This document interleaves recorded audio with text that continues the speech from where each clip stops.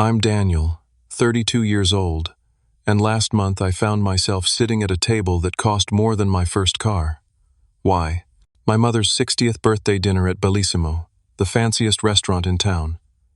After 10 years away building my life in tech, I'd returned home hoping things had changed. They hadn't. As my sister Jessica's twin daughters complained about their untouched $65 pasta dishes, I realized some family dynamics never evolve. What happened next would finally break a lifetime pattern of inequality.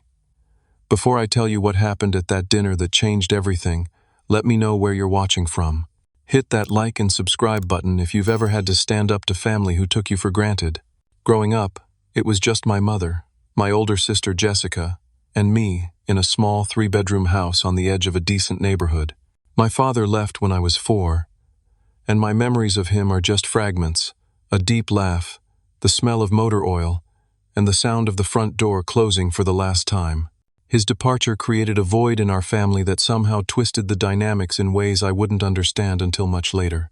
From early childhood, it was clear that Jessica held a special place in my mother's heart. Maybe it was because she looked so much like my father. Same hazel eyes, same dimpled smile. Or maybe it was because she was the first child. Whatever the reason, the favoritism was undeniable and consistent throughout our childhood. When Jessica needed new clothes for school, my mother would take her shopping at the mall. When I outgrew my jeans, I'd find a plastic bag from Goodwill on my bed. When Jessica wanted to join cheerleading, my mother found the money for uniforms in camp. When I wanted to join the science club, I was told to find a way to pay for it myself. Jessica is more sensitive. My mother would explain when I questioned the difference in treatment. She needs more support. You're so independent, Daniel. You can handle things. And so I did handle things. By 14, I was mowing lawns and shoveling driveways to buy my own school supplies. By 16, I was working 20 hours a week at a local grocery store while maintaining a 4.0 GPA. Jessica, meanwhile, barely passed her classes and spent most weekends at parties that my mother pretended not to know about. College was the clearest example of the divide between us. I received exactly $0 toward my education. I worked multiple jobs, applied for every scholarship possible, and graduated with student loans that took me 7 years to pay off. Jessica, on the other hand, had her tuition paid for at a private college, only to drop out after 3 semesters when she met Thomas, her now husband. Thomas came from money, old money with a capital M. His family owned a chain of car dealerships across 3 states, and he'd never known a day of financial worry in his life. Jessica was dazzled by his wealth, and within a year of meeting, they were married in a ceremony that cost more than most people's houses. To my mother, Thomas was the ultimate catch. He represented everything she had wanted but never achieved: financial security, social status, and the kind of lifestyle she'd only seen in magazines. The fact that Thomas treated service workers like they were beneath him, or that he made casually racist comments at family gatherings, was apparently irrelevant. He had money, and in my mother's world, that was what mattered most. Meanwhile, I was building my own success story. After graduating with a computer science degree, I landed a job at a startup that eventually went public. I moved up the ranks quickly, known for both technical expertise and the ability to manage teams effectively. I lived well below my means, invested wisely, and by 30, had amassed the kind of financial security that most people work their entire lives to achieve. But I never flaunted my success, partly because it wasn't my style, and partly because I knew my family would immediately see me as a resource rather than a person. Jessica and Thomas had twin daughters when they were 26, Lily and Zoe. The girls were cute, bright, and utterly spoiled. From birth, they were given everything they pointed at. Want the newest iPhone? Done. Designer clothes for elementary school? Of course. Extravagant birthday parties with pony rides and professional photographers? Absolutely necessary. I tried to be a good uncle despite living across the country. I'd send thoughtful birthday and Christmas gifts, books about science and space, craft kits, museum memberships. I'd try to video chat with them when I could, but Jessica always found a way to undermine my relationship with her daughters. Uncle Daniel is too busy with his computer job to visit, she'd say within earshot during our calls. Or she'd forget to have the girls write thank you notes for the gifts I sent, while making sure they wrote elaborate cards for Thomas's parents' presents. My mother, predictably, thought Jessica was the world's greatest parent. She's so devoted to those girls, she'd tell me during our monthly phone calls. They're so well-behaved and polite. Jessica is really raising them right. This was despite the fact that every time I saw them, the twins were glued to their tablets, interrupting adult conversations and throwing tantrums when they didn't get their way. But in my mother's eyes, Jessica could do no wrong, and by extension, her parenting was beyond reproach. When my mother turned 59, she had a minor health scare.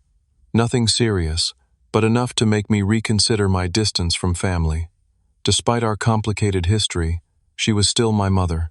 After much deliberation, I decided to move back to my hometown, buying a modest but comfortable house about 15 minutes from her.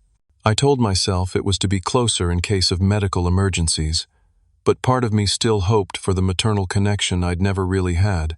Jessica was suspicious of my return from day one. "What happened? Did your fancy job fire you?"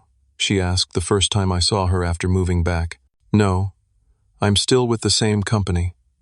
I can work remotely now," I explained. "Must be nice to have everything handed to you," she said, apparently blind to the irony of her statement. This was the family dynamic I had returned to, a sister who resented my success despite her own privileged life, a mother who couldn't see the inequality she had created, and me, still trying to earn the approval I knew deep down would never come. Then came my mother's 60th birthday, and the dinner that would finally force me to confront the patterns that had defined our family for decades. When my mother's 60th birthday approached, I saw it as an opportunity to try once more to connect with my family. I called her to suggest dinner at Bellissimo, the most expensive restaurant in town. It was the kind of place with a 3-month waiting list and entrees that started at $40. "That sounds lovely, Daniel," my mother said, sounding genuinely pleased. "Jessica and Thomas should come too, of course." "Of course," I agreed, having expected this. I was thinking just adults, though. A sophisticated evening out. There was a pause on the line. "Well, Jessica won't want to leave the girls. You know how attached they are. And it wouldn't be a proper celebration without my granddaughters." I bit back my objection. 10-year-olds at a restaurant where people proposed marriage and celebrated anniversaries wasn't ideal, but I'd learned long ago that arguing with my mother about Jessica's children was pointless. "Sure, Mom. Whatever will make you happy. It's your birthday." I made the reservation for 6 people, requested the best table they had, and left my credit card on file. When the hostess asked if we were celebrating a special occasion, I explained it was my mother's 60th birthday and asked if they could do something special for dessert. She assured me they would make it memorable. In the weeks leading up to the dinner, I spent hours looking for the perfect gift for my mother. I finally found it in a vintage brooch that resembled one her grandmother had owned, one she'd often talked about missing after it was lost during a move when I was a child. I had it professionally cleaned and placed in a velvet box with a handwritten note. On the evening of the dinner, I arrived 20 minutes early, dressed in a tailored suit I'd had made during a business trip to New York. The hostess led me to our table, a prime spot near the windows overlooking the river. The table was already set with fine china, crystal glasses, and a small arrangement of my mother's favorite flowers that I had arranged to be delivered.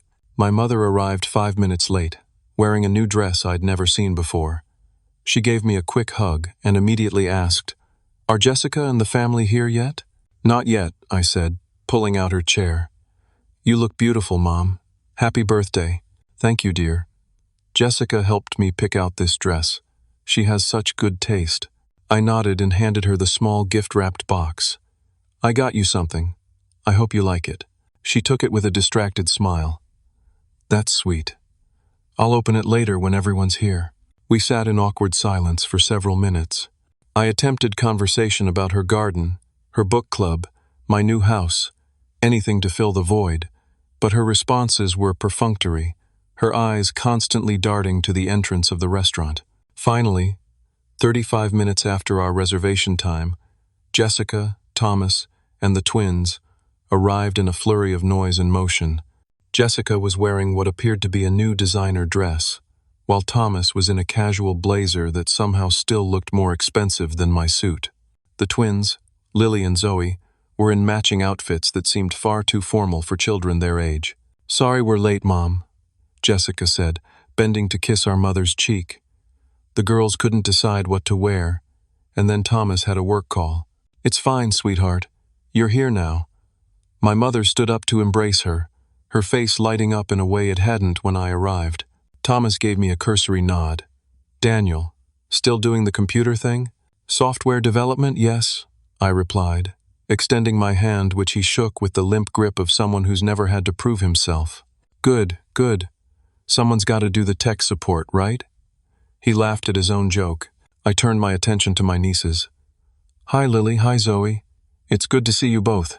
The girls barely looked up from the iPads they'd brought with them, the volume loud enough that diners at nearby tables were already glancing over with annoyed expressions. "Girls, say hello to your uncle," Jessica prompted half-heartedly. "Hi," they mumbled in unison, eyes still fixed on their screens. As everyone settled into their seats, I noticed my mother had positioned herself between Jessica and the twins, with Thomas on Jessica's other side. This left me alone on the opposite side of the table, physically separated from the family unit they formed. "So, Mom opened her gift from me this morning," Jessica announced, touching our mother's arm. "Show him, Mom." My mother pulled back her sleeve to reveal a thin gold bracelet with a small diamond charm. "Isn't it beautiful?" Jessica and Thomas got it from that jewelry store in the city. "It's lovely," I said sincerely. I glanced at the gift I'd brought, still sitting unopened by her plate. She followed my gaze but made no move to open it. The waiter approached to take our drink orders. My mother and Jessica both ordered white wine. Thomas requested your most expensive bourbon, neat, and I asked for water. When the waiter asked about drinks for the children, Jessica waved her hand. "They'll just have water. They don't like the fancy sodas anyway."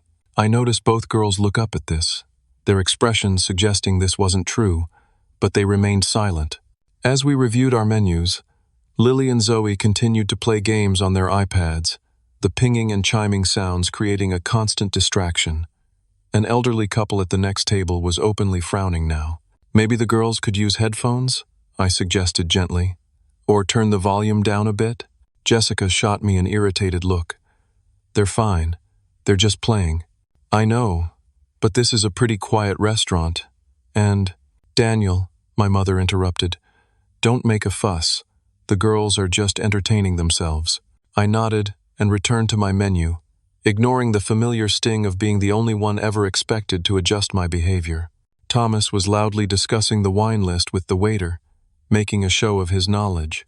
"We'll take a bottle of the Chateau Margaux for the table," he declared, pointing to one of the most expensive options, priced at $300.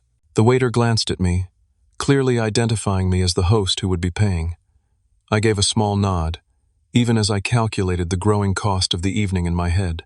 My mother beamed at Thomas. "You always know the best wines." "It's a gift," he replied with false modesty. "Speaking of gifts, Daniel, what exactly do you do at that tech company again? Something with websites?" Before I could answer, my mother jumped in. "Daniel does something with computers, but let me tell you what Zoe did at her piano recital last week. She was absolutely brilliant." And just like that, any chance I had to share my recent promotion to Senior Director of Engineering, a role that put me in charge of a 100-person team and a multi-million-dollar budget, was gone, replaced by a detailed account of my niece playing Twinkle Twinkle Little Star with two hands. I sat silently, watching as my family once again rendered me invisible, wondering why I had thought this time would be any different. The waiter returned with the wine Thomas had selected and went through the formal presentation ritual. Thomas swirled, sniffed, and tasted with exaggerated movements before declaring it acceptable, though I doubted he could tell the difference between this $300 bottle and something a tenth of the price. As the waiter poured wine for the adults, except me, with my water, he asked if we were ready to order. "I'll have the filet mignon, rare," Thomas announced without consulting the menu again. Jessica studied her options carefully. "The lobster risotto sounds amazing." "Get whatever you want, sweetheart," my mother encouraged. Daniel's paying. She said this without looking at me, as though my wallet was a separate entity from my person. I'll have the duck confit, my mother decided, closing her menu definitively. When it was my turn, I started to say, "The salmon looks—" "Mom, shouldn't you try the prime rib?" Jessica interrupted. "You always say you love a good prime rib." My mother immediately reconsidered. "You're right, Jessica. I'll change to the prime rib." The waiter nodded and made the adjustment without comment, then turned to the twins. "And for the young ladies?" Jessica didn't consult her daughters. "They'll both have the truffle pasta. And can you bring extra Parmesan on the side?" I glanced at the menu again. The truffle pasta was $65 per plate, and from the bored expressions on my niece's faces, I doubted they even knew what truffles were. "Are you sure they'll eat that?" I asked cautiously. "I don't mind taking them somewhere more kid-friendly after this if they'd prefer something simpler." Jessica's face hardened. "They're fine here. They need to learn to appreciate fine dining. I was just thinking they might enjoy." "They're fine," Jessica repeated firmly, cutting me off. "I think it's wonderful that Jessica exposes the girls to sophisticated experiences," my mother added. "When you and Jessica were young, I could never afford to take you to places like this." I bit back the response that rose automatically to my lips, that Jessica had never actually had to work for anything in her life, while I had scraped and sacrificed for every opportunity. Instead, I simply nodded and took a sip of my water. The waiter departed with our orders, and Thomas immediately launched into a story about a recent golf trip with clients.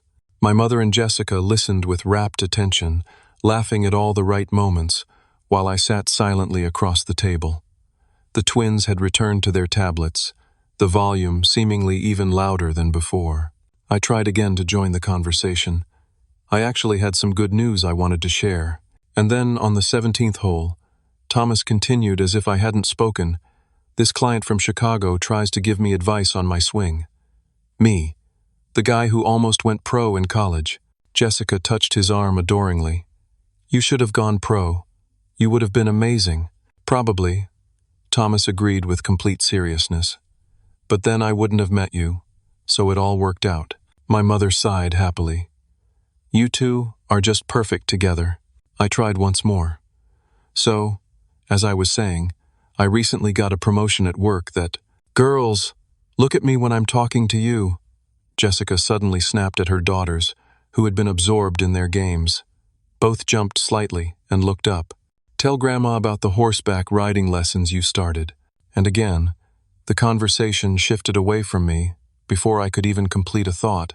This had been the pattern my entire life, my existence peripheral to the main story of my family, which starred Jessica and now her daughters, with my mother as their biggest fan. I was just an extra, useful for financial support but otherwise unnecessary to the plot.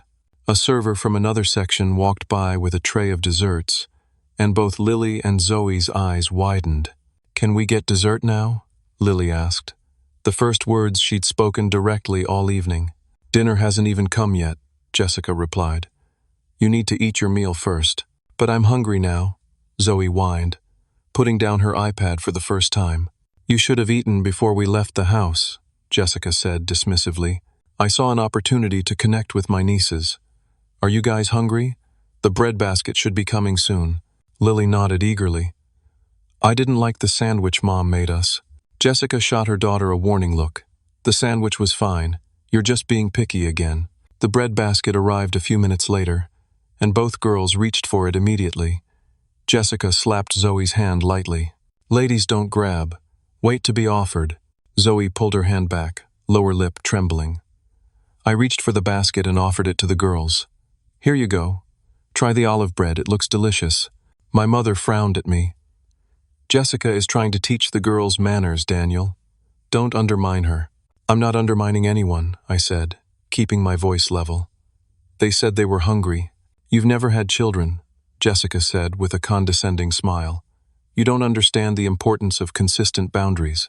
I wanted to point out that her boundaries seemed to apply only when convenient for her, not when the girls were disrupting an entire restaurant with their tablet noise, but I swallowed the comment. "Keep the peace," I told myself. It's just one dinner. The memory of a childhood incident suddenly flashed through my mind. Jessica breaking our mother's favorite vase while running through the house, then tearfully blaming me. My mother had grounded me for 2 weeks without even asking for my side of the story.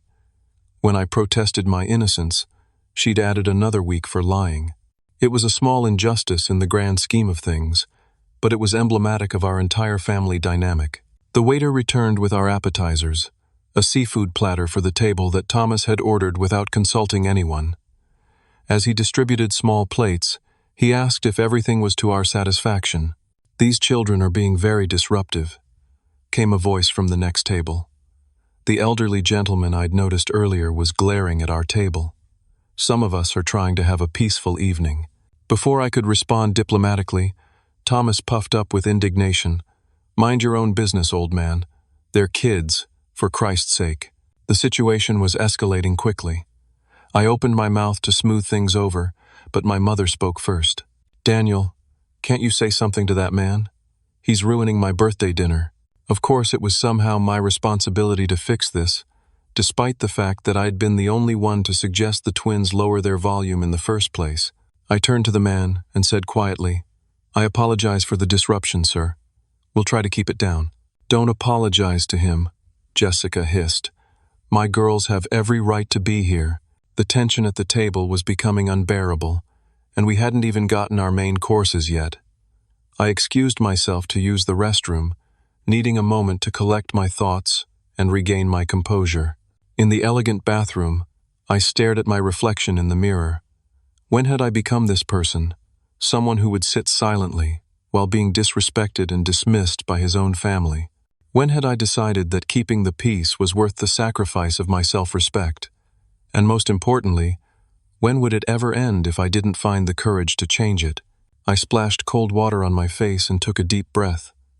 Maybe it was time to stop playing the role I'd been assigned in this family drama. Maybe it was time to rewrite the script.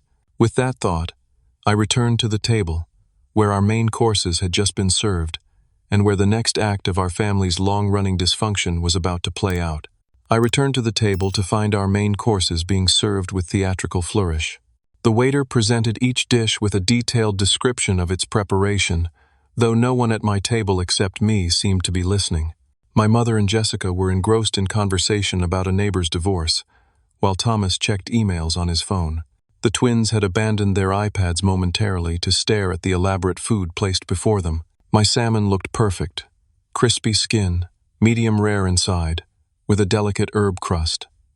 I took a bite, and it was indeed excellent, the kind of meal that justified the exorbitant price. Thomas cut into his steak with excessive force, as if asserting dominance over a dead cow. My mother and Jessica delicately tasted their dishes, making appreciative noises. The twins, however, were less impressed with their $65 pasta. "This looks gross," Lily announced, poking at a shaving of black truffle with her fork. "What are these black things?" Zoe asked, wrinkling her nose. "Those are truffles," Jessica explained with forced patience. "They're very expensive and fancy. People with sophisticated palates love them." Zoe pushed her plate away. "It smells weird. I don't want it." "Me neither," Lily agreed, crossing her arms. Jessica's face flushed with embarrassment. "Girls, we talked about trying new foods. Just take 3 bites before you decide you don't like it." "I'm not eating it," Zoe declared, her voice rising dangerously toward tantrum level. "I want chicken fingers." Thomas didn't even look up from his phone. "Jessica, handle this." My mother jumped in with her standard excuse. "They're probably just tired. It's been a long day for them."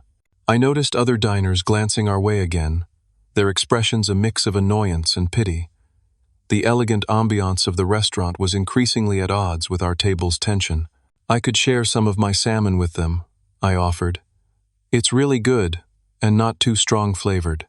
"They need to eat what they ordered," Jessica insisted, though it had been her who ordered for them without consultation. "I'm hungry," Lily complained, her lower lip trembling. "Me too," Zoe added. I felt genuinely bad for them. Whatever their parents' failings in raising them, they were still just kids who were hungry at a restaurant with food they didn't want to eat. This was when it happened, the moment that would finally break the pattern of a lifetime. Girls, your kids can eat when they get home, my mother said dismissively, tossing them napkins as their untouched pasta and dessert boxes sat before them. There wasn't even an attempt to mask the indifference in her voice. Thomas looked up from his phone long enough to laugh. Should have fed them first, I guess. I stared at my mother, then at Jessica and Thomas, unable to believe what I was hearing. These were the same people who had indulged the twins' every whim since birth, who had never said no to anything they wanted, suddenly unbothered by their hunger, because it was inconvenient to the adults' dining experience.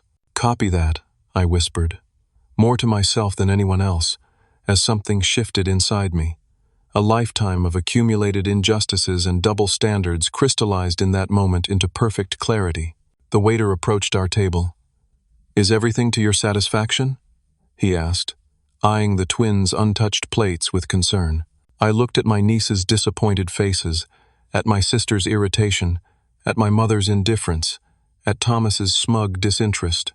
I thought about every time I had swallowed my feelings to keep the peace, every time I had accepted being treated as less than, every time I had paid, literally and figuratively, for the privilege of being ignored by my own family. And then I stood up. Actually, I said, my voice steadier than I expected, I'd like to order something else for my nieces.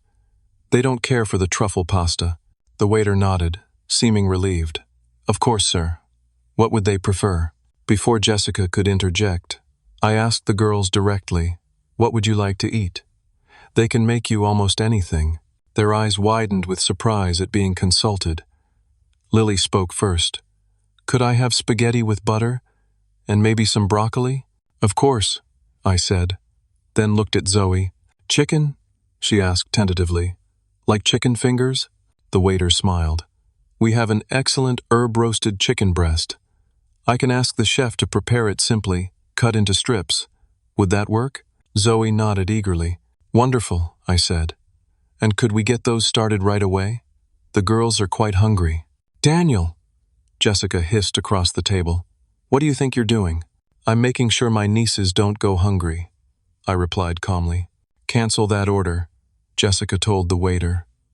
The girls will eat their pasta or wait until we get home. The waiter hesitated, caught in the family crossfire. I reached for my wallet and handed him my credit card. Please process the new order and bring the children's meals as soon as they're ready. My mother's face had turned an alarming shade of red. Daniel, she whispered harshly, you're embarrassing us.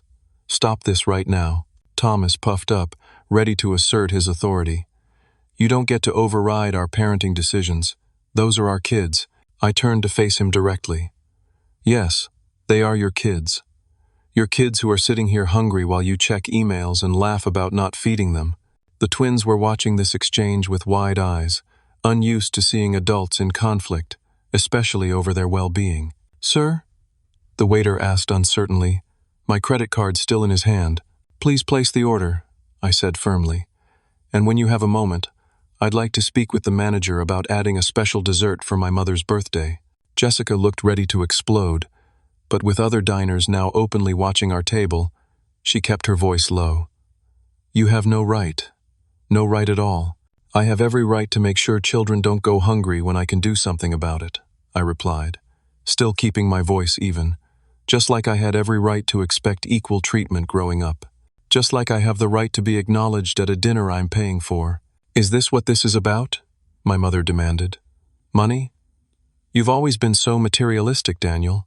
The irony of this statement from a woman who had favored her daughter for marrying wealth was not lost on me. For the first time, instead of swallowing the injustice, I addressed it directly. This isn't about money, Mom. It's about respect. It's about treating people fairly. It's about 30 years of being the family afterthought, while you and Jessica take and take without ever giving back. That's not true, Jessica protested. Isn't it? I asked quietly.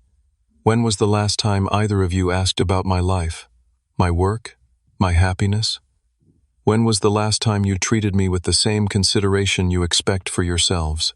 A man in a suit approached our table, the restaurant manager, judging by his demeanor. Is everything all right here? He asked diplomatically. I nodded. Yes, thank you. There was a misunderstanding about my niece's meals. We've sorted it out now. They'll be having the chicken and the buttered pasta instead of the truffle pasta. The manager nodded, clearly relieved the situation wasn't escalating further. Of course, sir. We'll have those out right away.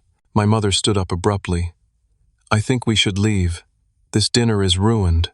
If that's what you want, I said calmly. The bill is already covered, but the girls haven't eaten yet, and you haven't had your birthday dessert.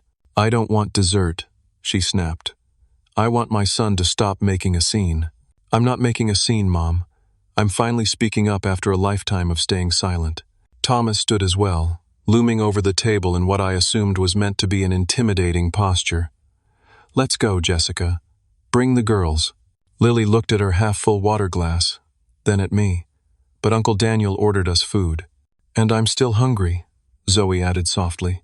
Jessica was caught in an impossible position of her own making. To leave and admit she was willing to take her hungry children home to prove a point, or stay and concede that I had been right to intervene. Fine, she said through gritted teeth. We'll wait for their food. But this conversation isn't over, Daniel. No, I agreed as everyone slowly sat back down. I don't think it is. The silence that descended on our table was heavier than any I could remember. But for the first time in my life, I felt the weight of family obligation lifting from my shoulders, replaced by the unfamiliar but welcome sensation of standing up for what was right, even if it meant disrupting the careful fiction of family harmony we'd maintained for so long. When the waiter returned minutes later with simple plates of food for the twins, their faces lit up. Thank you, Uncle Daniel, Lily said, picking up her fork. You're welcome, I replied, ignoring the daggers being stared at me from the adult members of my family. Sometimes the most important moments in our lives aren't marked by celebration, but by the quiet dignity of finally saying enough. The twins ate their new meals with obvious enjoyment, oblivious to the charged atmosphere around them. My mother stabbed at her prime rib with unnecessary force. Jessica pushed food around her plate without eating. Thomas drained his bourbon and signaled for another. I continued eating my salmon, determined not to let the tension ruin an excellent meal. The restaurant manager approached again, this time with a small cake adorned with a single candle. I understand we're celebrating a special birthday, he said smoothly, placing it in front of my mother. Compliments of the house. My mother's expression was a complex mixture of emotions, anger at me warring with her desire to be celebrated. Thank you, she managed. Happy birthday, Mom, I said sincerely. She didn't respond, merely nodded tightly at the manager. Once he had departed, Jessica leaned across the table toward me, her voice low but intense. I don't know what kind of power trip you're on, Daniel, but undermining our parenting decisions in public is completely unacceptable. I wasn't undermining your parenting, I replied calmly. I was feeding hungry children. There's a difference. You had no right, she began, but I cut her off. Let's talk about rights, Jessica.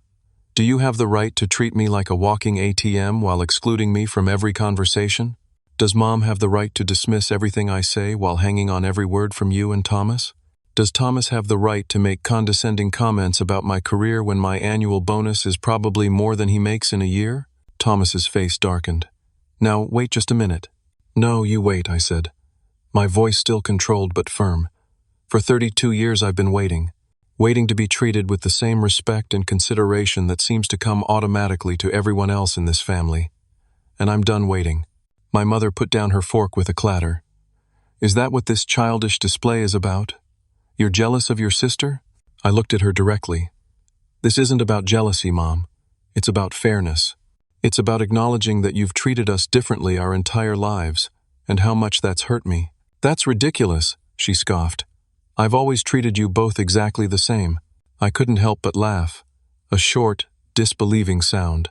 Mom, you paid for Jessica's college, but not mine. You babysit the twins whenever Jessica asks.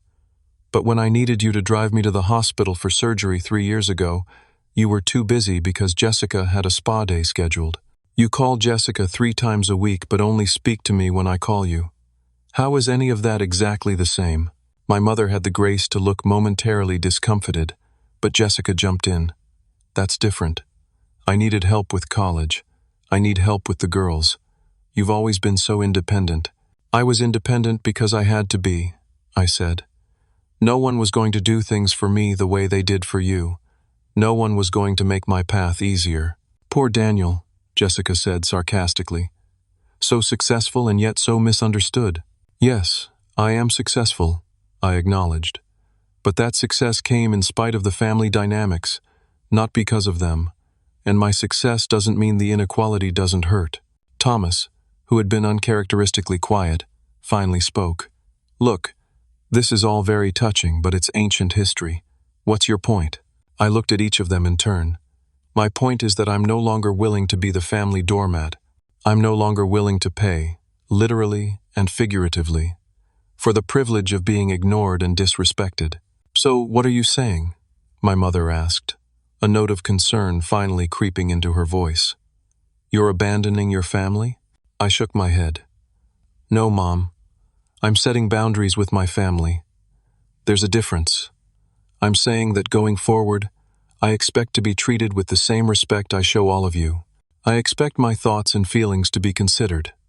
I expect my contributions, financial and otherwise, to be acknowledged rather than assumed." "And if we don't meet these demands?" Jessica asked coldly. "They're not demands, they're boundaries," I corrected her. "And if they're not respected, then I'll need to limit my interaction with the family to protect my own well-being." "That's emotional blackmail," she accused. "No, Jessica. Emotional blackmail is what Mom did when she told me I didn't love her enough because I couldn't afford to buy her the same expensive Christmas gift you did, despite the fact that I was working 2 jobs to pay my way through college at the time." My mother had the decency to flush at this reminder. The twins had finished their meals and were looking uncertainly between the adults, sensing the tension but not understanding its source. "Can we have dessert now?" Zoe asked tentatively. Before Jessica or my mother could respond, I smiled at my niece. "Absolutely. The chocolate lava cake here is amazing. Would you like to try that?" Both girls nodded eagerly. I signaled the waiter. 2 chocolate lava cakes for my nieces, please." Jessica didn't object this time, perhaps recognizing the optics of denying her children dessert after the earlier confrontation. Instead, she turned her attack in a different direction. "You've always been so self-righteous, Daniel. Acting like you're better than us because you work in tech and make important decisions. But you know what? At least I have a family who loves me. What do you have? A fancy job title and an empty house." It was a low blow, targeting my single status, but not unexpected. Jessica had always found my vulnerabilities with unerring accuracy. "I have self-respect," I replied quietly, "and people in my life who value me for who I am, not what I can provide for them. That's worth more than you might think." The waiter returned with desserts for the twins, who dug in with enthusiasm, momentarily lightening the heavy atmosphere at the table. My mother, who had been uncharacteristically silent for several minutes, finally spoke. "I don't understand why you're doing this, Daniel. Why ruin my birthday dinner with all this drama?" I looked at her, really looked at her, and for the first time saw not just my mother but a woman who had made choices, some good, some bad, shaped by her own experiences and limitations. "I'm not trying to ruin anything, Mom. But after 32 years of swallowing my feelings to keep the peace, I finally reached my breaking point. And maybe that's actually a gift, the gift of honesty. Because continuing as we have been isn't working, at least not for me. So this is all about you," she said dismissively. "Partly, yes," I admitted. "But it's also about us, about what kind of family we want to be. One that's built on genuine connection and mutual respect, or one that's built on obligation and resentment." Thomas checked his watch conspicuously. "Well, this has been fascinating, but I have an early meeting tomorrow." "Of course you do," I said, unable to keep a touch of sarcasm from my voice. "Don't worry about the bill. It's covered." "At least you're good for something," he muttered, just loudly enough for me to hear. I let the comment pass, recognizing it for the desperate attempt to reassert control that it was. Thomas's only real power in this family came from his money, and he just realized that my financial independence meant he had no leverage over me. As the twins finished their desserts, Jessica began gathering their things. Girls, wipe your mouths. We're leaving. But Grandma hasn't blown out her candle, Lily protested, pointing to the untouched birthday cake. My mother glanced at the cake, then at me. Something unspoken passed between us. A recognition, perhaps, that this birthday marked more than just another year. It marked the end of a family dynamic that had persisted for decades. I don't feel much like celebrating anymore, she said quietly. I signaled for the check, which the waiter brought promptly along with a box for the untouched cake. The total came to just over $800, including the wine and Thomas's expensive bourbon. I added a generous tip and signed without comment. As we all stood to leave, I reached out and lightly touched my mother's arm. Happy birthday, Mom. I hope you know that despite everything, I do love you. She looked at me for a long moment, her expression unreadable. Then she simply nodded and turned away, following Jessica and Thomas toward the exit. The twins lingered briefly. Thank you for the food, Uncle Daniel, Zoe said shyly. And the dessert, Lily added. You're welcome, I replied, smiling at them. I'm glad you enjoyed it. Then they too were gone, hurrying to catch up with their parents, leaving me alone at the table where a family confrontation years in the making had finally played out. I gathered my mother's unopened gift and the boxed cake, feeling strangely light despite the emotional intensity of the evening. Something had shifted, irrevocably, and though I wasn't sure exactly what would come next, I knew that I would never again silently accept the role of family doormat. Sometimes the most courageous thing we can do is simply to stand up and say, enough. The valet brought my car around, and I tipped him generously, partly out of habit, and partly because someone should end this evening better off than they started. I placed the boxed cake and my mother's still unopened gift on the passenger seat and sat behind the wheel for a moment, collecting my thoughts. Through the windshield, I could see my family grouped on the sidewalk about 20 yards away. They were engaged in what appeared to be an intense discussion, with Jessica gesticulating emphatically while my mother nodded. Thomas stood slightly apart, scrolling through his phone as usual. The twins hovered at the periphery, their earlier excitement from the dessert now subdued by the adult tension surrounding them.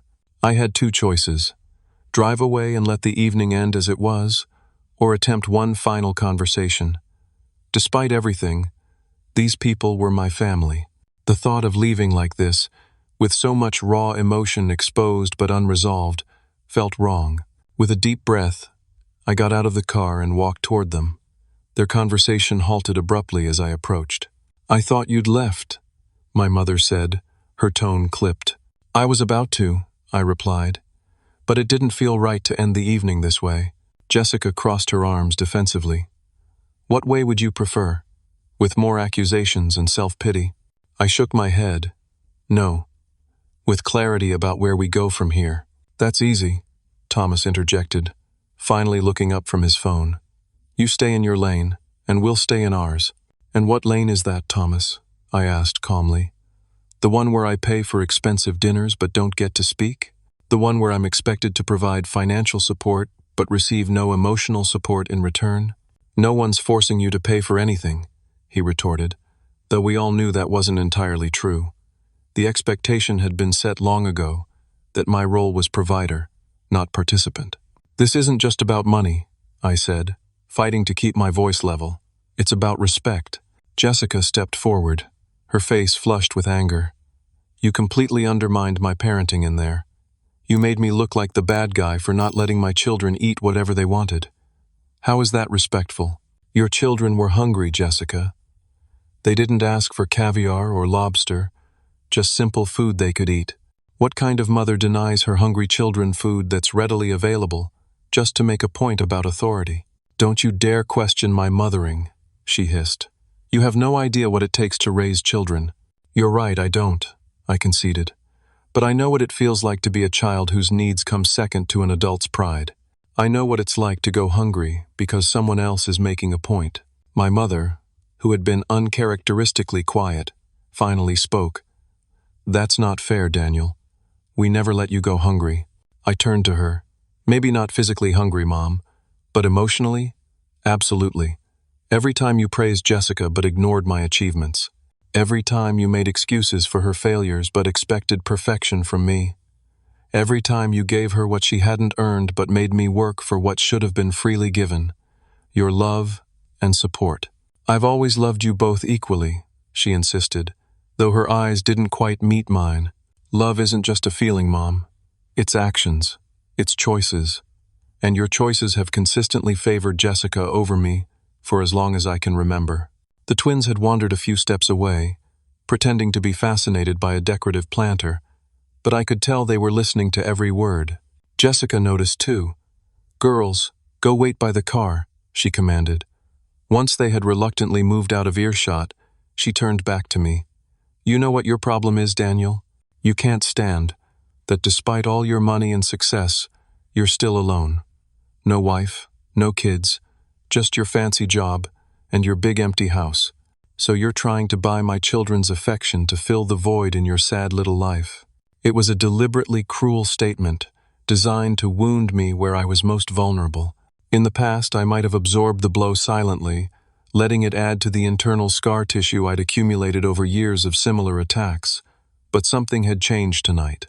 "That's not what's happening, Jessica, and I think you know it," I said quietly. "I love Lily and Zoe because they're my nieces, not because I'm trying to fill some void. And yes, I'm single, but that doesn't make my life sad or empty.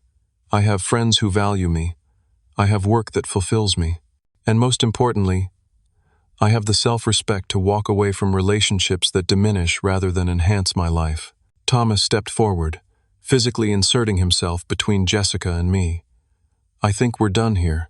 And just so we're clear, after tonight's little performance, you can forget about seeing the girls anytime soon."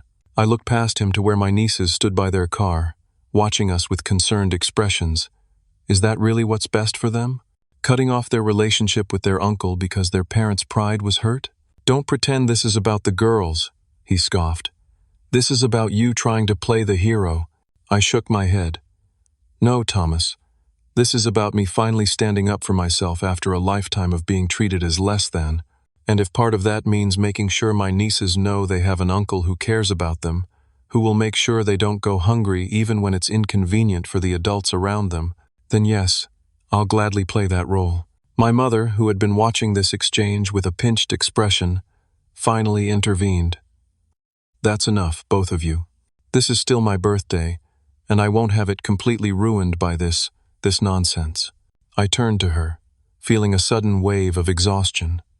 Decades of emotional labor, of swallowing hurt and making excuses for being treated as an afterthought, had taken their toll. "You're right, Mom. It is your birthday, and I genuinely wanted it to be special.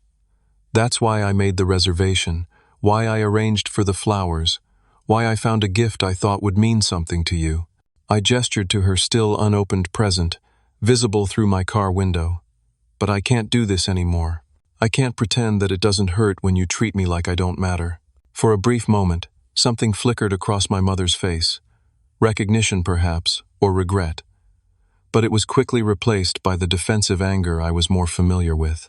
"If that's how you feel, maybe it's better if we take some time apart," she said stiffly. "Maybe it is," I agreed, feeling a strange mixture of sadness and relief. "I love you, Mom. I always will.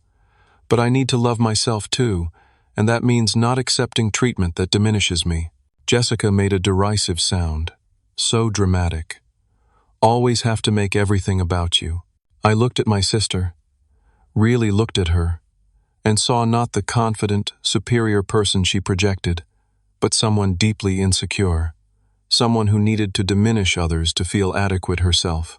In that moment, I felt a surprising wave of compassion for her. "I hope someday we can have a relationship based on mutual respect, Jessica. I really do. Until then, I wish you and your family well." Without waiting for a response, I turned and walked back to my car.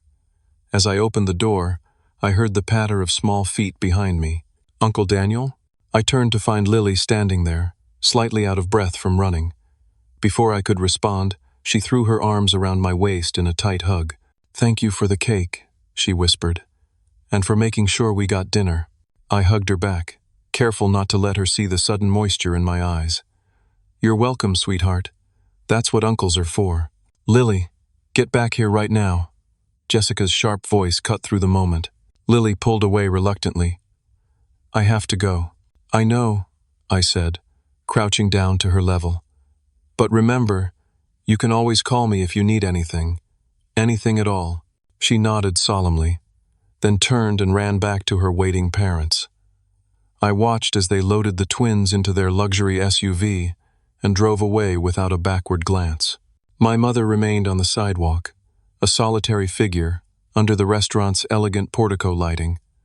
Our eyes met briefly across the parking lot, and I raised my hand in a small wave. After a moment's hesitation, she returned the gesture, a minimal acknowledgement, but more than I had expected.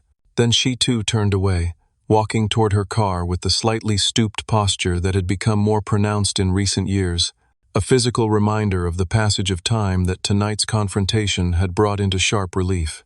I got into my car and sat for a moment in the quiet darkness, exhaling deeply as the events of the evening washed over me.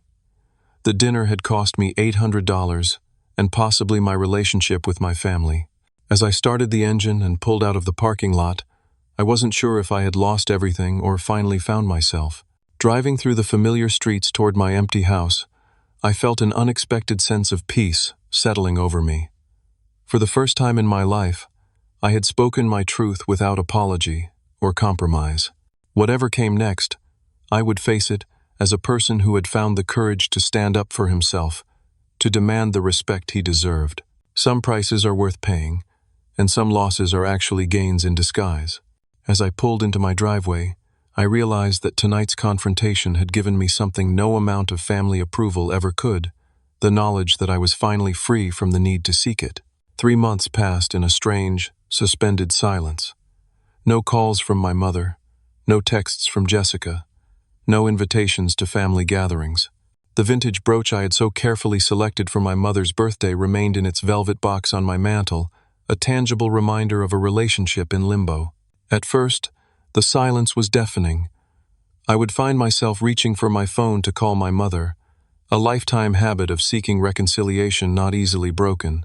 But each time, I stopped myself, remembering the look on her face in the restaurant parking lot, not anger or hurt, but something more troubling, indifference. The first week was the hardest. I questioned my actions constantly. Had I been too harsh, too selfish, too dramatic, as Jessica had accused? I replayed the dinner conversation in my mind, examining it from every angle, searching for the point where I could have steered things differently. But as the days turned into weeks, something unexpected happened. The fog of family obligation began to lift, revealing a landscape of possibilities I had never fully seen before. Without the constant drain of one-sided relationships, I found myself with emotional energy to invest elsewhere. I joined a local hiking group and discovered the meditative peace of mountain trails at dawn. I accepted dinner invitations from colleagues I'd previously kept at arm's length, finding unexpected connection in shared interests beyond work. I volunteered at a youth coding program, teaching kids from disadvantaged backgrounds the skills that had given me my own path to success. And I started therapy, something I'd considered for years but always dismissed as unnecessary. Dr. Patrice, a compassionate woman with keen insights, helped me understand that the patterns in my family weren't my fault, but they also weren't my burden to fix. Families are systems, she explained during one particularly illuminating session. When one part of the system tries to change, the other parts will resist, often fiercely. That doesn't mean change is impossible, just that it requires everyone's participation. And if they're not willing to participate? I asked. Then you have choices to make about what kind of relationship is possible under those constraints, she said gently, and what boundaries you need to protect your own well-being. These conversations were challenging but clarifying.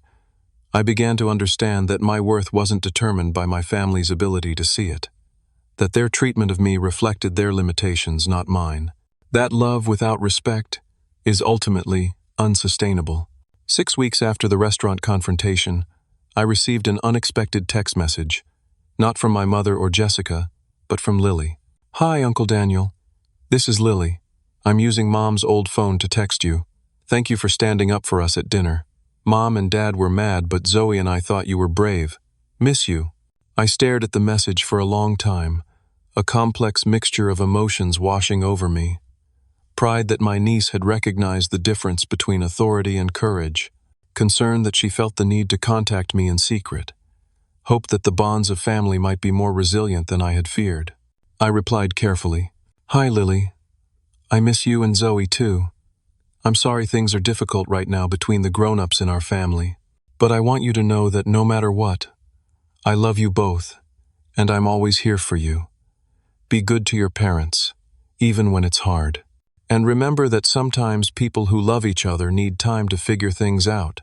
She sent back a simple heart emoji, and though I waited, there were no further messages. I hoped she understood that I was trying to support her without undermining her parents, walking the delicate line between maintaining my own boundaries and avoiding putting her in the middle of adult conflicts. At the 2-month mark, I decided to send my mother a brief, non-confrontational email. "Mom, I hope you're doing well. I wanted you to know I'm thinking of you. If you'd like to talk sometime, I'm open to that. Love, Daniel." No response came, and I told myself I was okay with that. Healing couldn't be rushed, for any of us. Then, 3 months to the day after the restaurant confrontation, I was pushing a cart through the produce section of Whole Foods when I heard a familiar voice. "Daniel?" I turned to find my mother, standing by the organic apples, a shopping basket over her arm, looking somehow smaller than I remembered. "Mom," I said, surprised but composed. "How are you?" "I'm fine," she replied, her eyes darting from my face to her basket and back again. "Your hair is different." I ran a hand through my hair, which I'd recently cut shorter than I'd worn it in years. "Yeah, thought I'd try something new." An awkward silence fell between us, filled with the mundane sounds of the grocery store, the misting system over the vegetables, the distant beep of checkout scanners, the low murmur of other shoppers. "I got your email," she finally said. "I wasn't sure," I admitted. "I didn't know how to respond." She adjusted her grip on the shopping basket. "I'm not good at talking about difficult things." "I know, Mom." Another silence, but less strained this time. "Jessica says you're trying to turn the girls against her," my mother said abruptly. I sighed. "I've had exactly one communication with the girls since the dinner, Mom. A text from Lily that I responded to respectfully, encouraging her to be good to her parents. That's it." She nodded slightly. "Perhaps accepting this, perhaps not. Thomas wants to cut you off completely. That's his prerogative," I said calmly. "But it would be a shame for the girls." "Yes," she agreed unexpectedly. "It would." She shifted her weight from one foot to the other, clearly uncomfortable. "Your birthday is next month." The statement surprised me. My birthdays had rarely been acknowledged with more than a perfunctory call in recent years. "Yes, it is," I confirmed. "I was thinking maybe we could have lunch, just the two of us." I studied her face, looking for the hidden agenda, the string attached to this olive branch. But all I saw was an aging woman trying, in her limited way, to reach across a divide she had helped create but didn't fully understand how to bridge. "I'd like that," I said simply. Relief flickered across her features. "Good. That's good." As she turned to go, I remembered something. "Mom, wait." I reached into my pocket and pulled out my house key ring, quickly removing a small key from it. "I still have your birthday present at my place. This is a spare key to my house. You can stop by any time to pick it up if you want. I leave for work around 8 and usually get home around 6. She took the key, holding it like it was something fragile. "Thank you." "You're welcome," I replied. We parted then, each returning to our separate shopping, our separate lives. But something had shifted. A door cracked open just enough to let in a thin line of light. That night, I called Dr. Patrice and told her about the encounter. "It's a start," she said. "Remember, reconciliation doesn't mean going back to how things were. It means creating something new that works better for everyone." "And if that's not possible?" I asked. "Then you continue building a life that honors your worth, with or without their participation," she replied. "But give them the chance to be part of the new story, if they're willing to try. Over the next few weeks, small changes accumulated. My mother used the key I'd given her, coming by when I wasn't home to collect her birthday gift. She left a note thanking me for the brooch, saying it reminded her of happy times with her grandmother. Jessica didn't reach out directly, but Lily and Zoe sent me drawings in the mail, their mother's tacit acknowledgement of our connection, even if she wasn't ready to engage personally. I continued building my own community beyond family, deepening friendships, exploring new interests, establishing myself as someone defined by more than his family role or professional success. I dated a bit, nothing serious yet, but open to the possibility of partnership with someone who could see and value the authentic me. The lunch with my mother on my birthday was neither a breakthrough nor a disaster. We kept the conversation light, avoiding the deeper issues that still lay between us. But when the check came, she insisted on paying, a small gesture that nonetheless acknowledged my years of financial contribution to family gatherings. "I've been thinking about what you said," she told me as we waited for her credit card to be processed, "about actions showing love, not just feelings." I nodded but didn't speak, giving her space to continue. "I might not always get it right," she said hesitantly. "I'm set in my ways, but I'm trying to see things differently." It wasn't an apology, exactly, but it was an acknowledgement, and for now, that was enough. True healing, I've learned, isn't linear. It comes in fits and starts, in small moments of recognition and tentative steps toward change. Some days I still feel the sting of old hurts. Other days I'm amazed at how far I've come. What happened at that birthday dinner 3 months ago didn't instantly transform my family, but it transformed me. It taught me that standing up for yourself isn't selfish, it's necessary. That healthy relationships require mutual respect and boundaries. That sometimes the bravest thing you can do is simply say, "This isn't working for me." I don't know what the future holds for my relationship with my mother and sister. We're in uncharted territory now, slowly finding our way towards something that might be healthier or might simply be more limited. Either way, I'm at peace with my part in the story, the part where I finally found the courage to stop accepting less than I deserved. Sometimes families break and reform into something different but stronger. Sometimes the cracks remain, a visible reminder of what happened but no longer threatening the foundation. And sometimes, the act of standing up for yourself is its own reward, regardless of how others respond. What about you? Have you ever had to stand up to family who took you for granted? How did you find the courage to say enough is enough? Share your story in the comments below. And if this resonated with you, hit that like button and subscribe for more real-life stories about finding your voice and setting boundaries. Remember, your worth isn't determined by others' ability to see it, but having the courage to stand up for that worth can change everything. Thank you for listening, and until next time, take care of yourself. You deserve it.